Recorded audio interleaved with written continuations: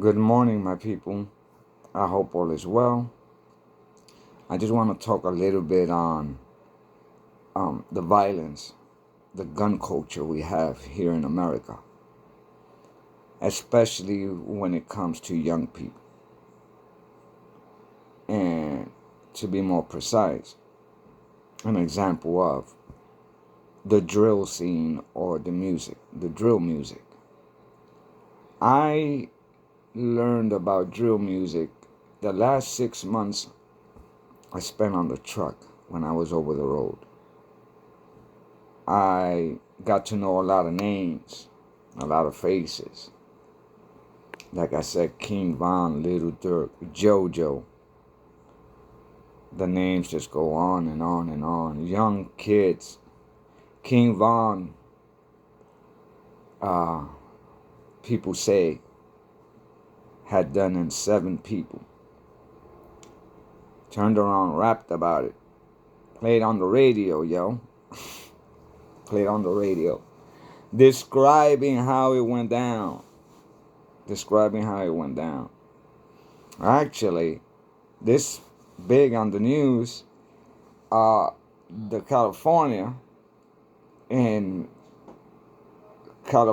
section that's kind of like the Beverly Hills. FBG Duck got killed there. Broad daylight. Folks were, with their bags, with their Gucci bags, the Ferraris, all of that. Broad daylight. Fools jumped on cars, went, and of course the videos, you know how that goes. Yeah, I think 5 or 6 or 7 people went down for that murk right there. Then we have Quando, his friend. I think this happened in Savannah. His boy got killed. Yo, people don't know. They better know. Back in the days, it was the mobsters that if you had an issue with and you went and you left to another state, the mob was known to, hey, they might get you out there. Well, guess what? We're moving on up. Those street gangs are getting on planes, yo. Flying across state, flying across the country. Landing, getting their tools there, and all of that. Performing their hits, and back home. The brothers are doing that this day and age. Yeah, things have changed. So, to the violence.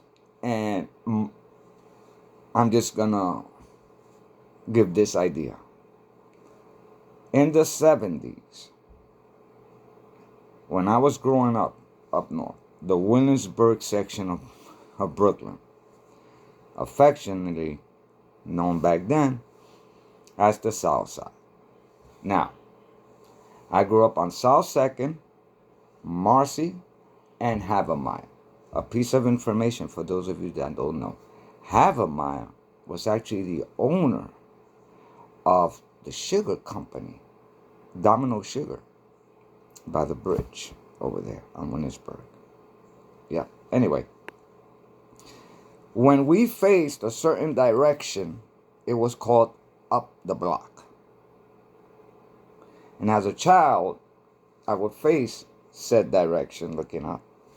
And I would think, wow, that looks scary up in there. Because it looked like something out of New Jack City, yo. I'm talking about dark, like the Gotham type stuff. You'd be like, whoa, look at there. Yeah. We were crazy, but we were not. Burn our buildings down crazy. Looking at you, the Bronx.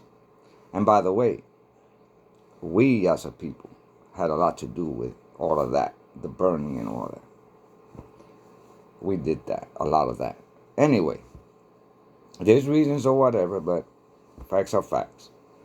So, I remember in 77, the blackout, I remember exactly where I was standing. If you took me back to South 2nd right now, I could show you exactly where I was standing When I looked up the block and I saw the lights just going as they worked their way down to where I was at. I was standing on the street, crossing the street from the Kraus to my building across the street. Where was that? 265? Yeah. It was mayhem in those days. It was crazy. Google it. I mean, that is interesting what we went through at that time. Then I left New York in 89. When I left, things changed. Not because of me, obviously. Because I was nothing but a two-bit hustler. And I'm grateful that that's all I was. Because those that weren't are either dead or ended up doing a whole bunch of time. That's a story for another time. But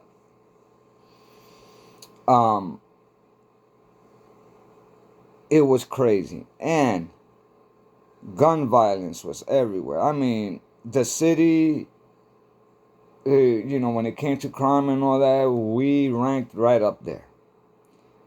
When Giuliani took over and Pataki became governor, things changed.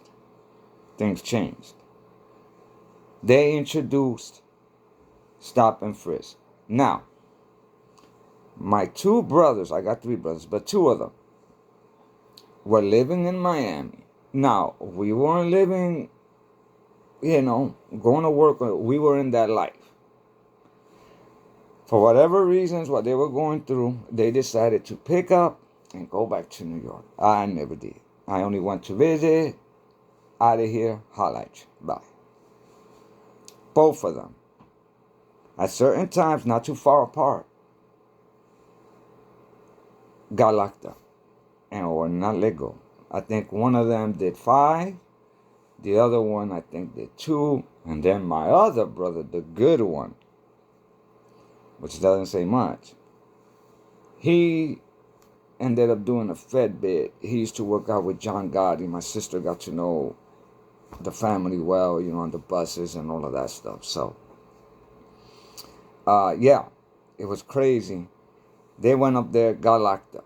My brother had came out, my oldest brother. He came out and was in New York for a while, then went back south to Miami.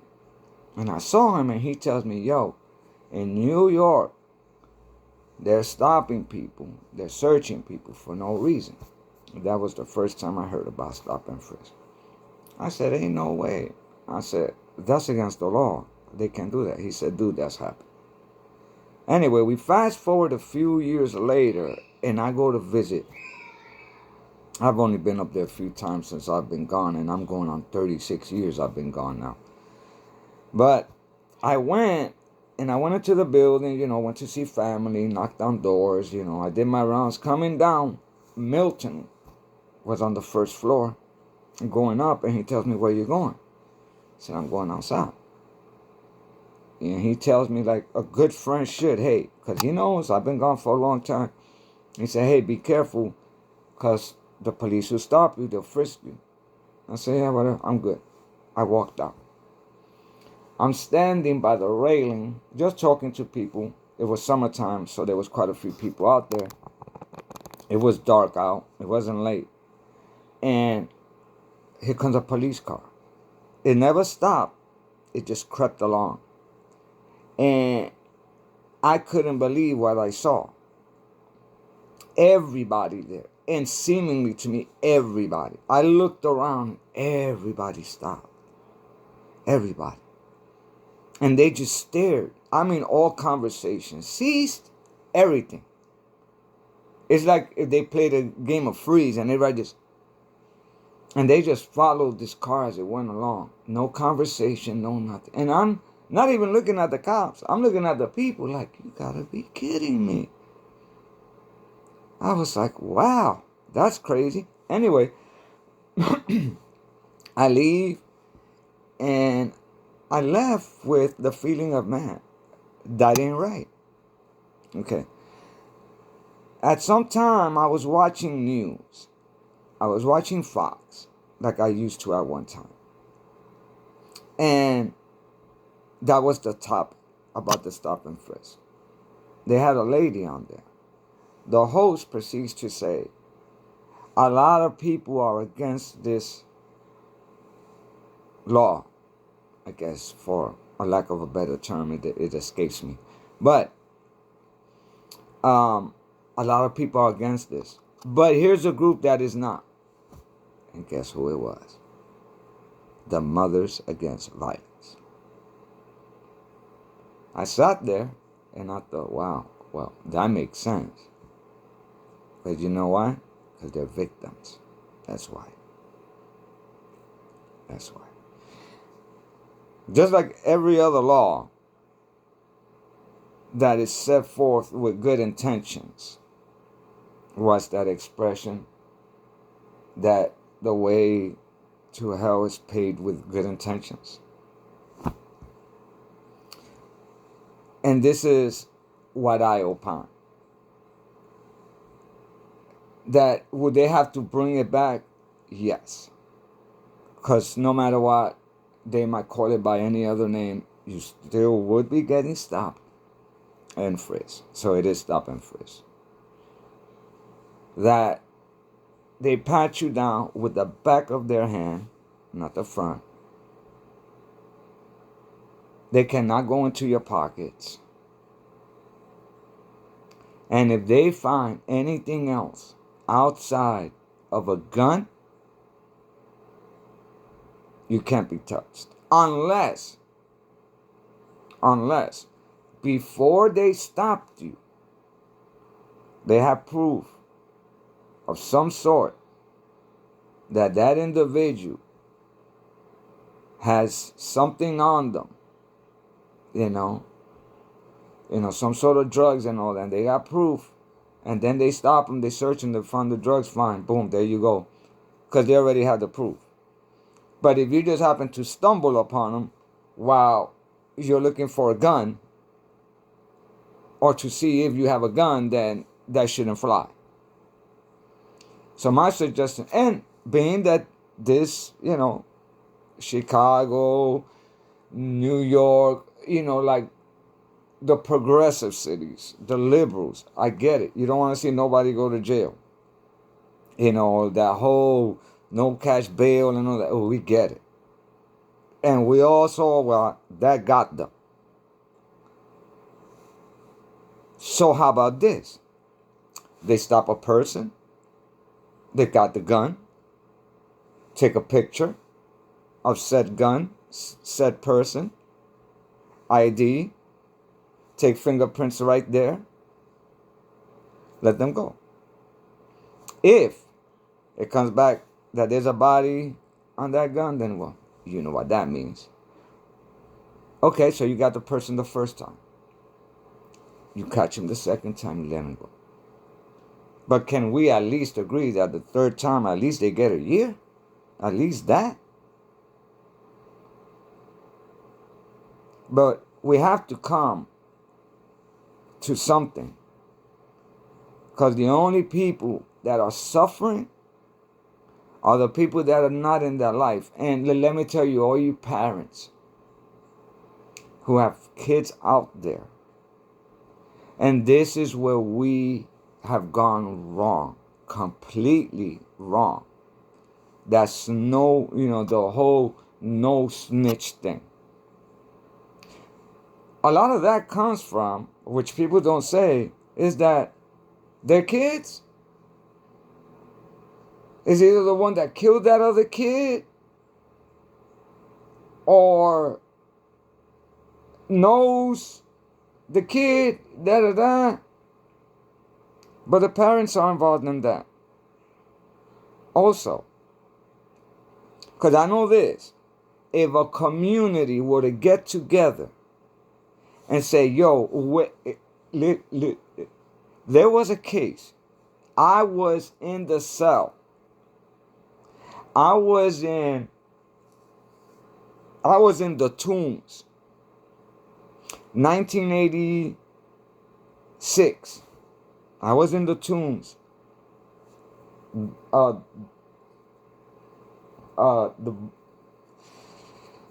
the courthouse, the Brooklyn courthouse, I believe.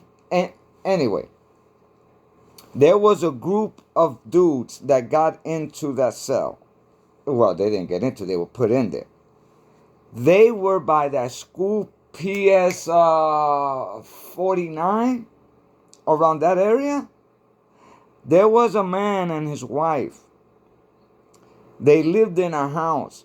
They were known to be snitches. The police were coming and parking in front of their house because they had gotten threats and everything. I was in the cell when somebody went and they firebombed their house. I think it either was a firebombing or they shot the house up. Yo, it looked like they took everybody off the streets. I mean, there was a bunch of them there. I mean, they all knew each other and they were saying the story, so that's how I knew about it. So in the beginning, yes, you could expect that. But eventually, they'll come to understand, you know what, these people ain't playing.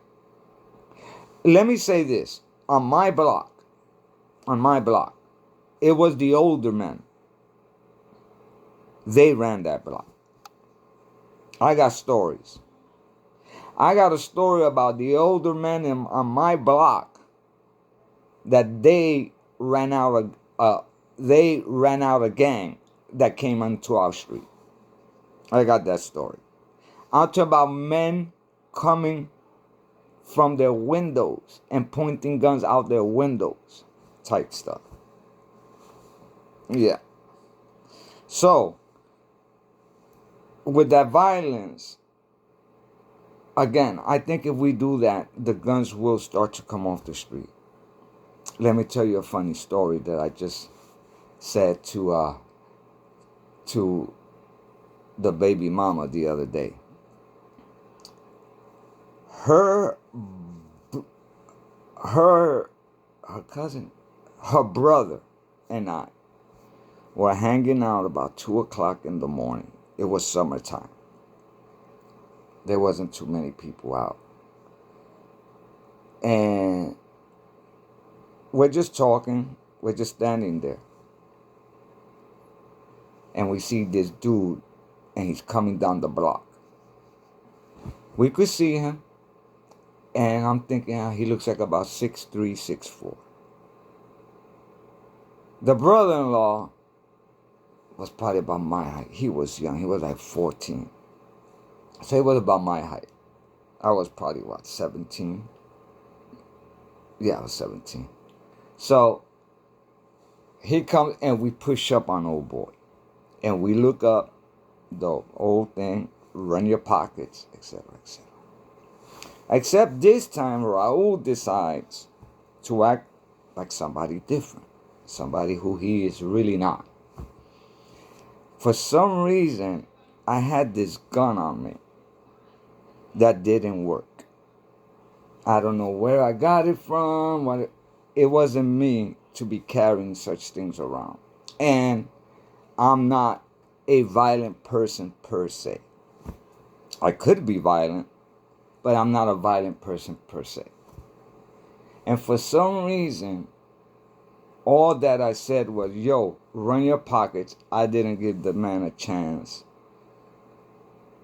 to speak, to go into nothing. I just hit him with the gun on the top of his head. Boom! And I felt the gun split in half in my hand. And as soon as I hit him, boom, and I brought it down, my brother-in-law says, why you hit him for? And I looked at him, and I said, what you mean I hit him? Why you hit him? What you mean why I hit him? I turn around, he turns around. We're facing each other. And we start arguing or discussing why I hit the dude. I didn't have to, he was right. Anyway, we keep talking. Finally, I look, and the dude is gone. When I looked, he was at the corner. There was a fence over there so you could see. He was turning that corner. I think there was a fence, but there was a lot anyway. He was turning the corner and I looked. And I thought to myself, well, I could chase him. I know that I could get him. But at that moment, it was like, again, it was about 2 o'clock in the morning. I just looked at him and I was like, man, I ain't chasing that dude. And I looked at George, and George just, I said his name. And George just looked at me and he said, come on, let's go. And we just went right up the steps and we just went home. Yeah. Crazy. Yeah. But we have to address that. And a lot of people, they've been hurt. It's just so sad. So many young lives. But again, you tell me if you have ideas, what you think about mine. Do you think that constitutionally, and let me say this, when it comes to government laws and whatnot, once a government does something the first time, even though it's never been done before, chances are they're going to do it again. And when they do, it's a lot easier to fight in the courts. Because why? There's a precedence for it. So, we're going to have to see. But I think that is a good idea. I mean, Chicago needs it, yo. Big time. New York was actually considered the safest big city in America. And this just came to mind. New York was considered the biggest, safest city in America. New York got so safe, you could have compared their stats when it came to crime against big towns. Against big towns. Not little towns, big towns. That's how safe it had gotten. I remember when they did away with the stop and frisk. De Blasio. Well, I don't know, man.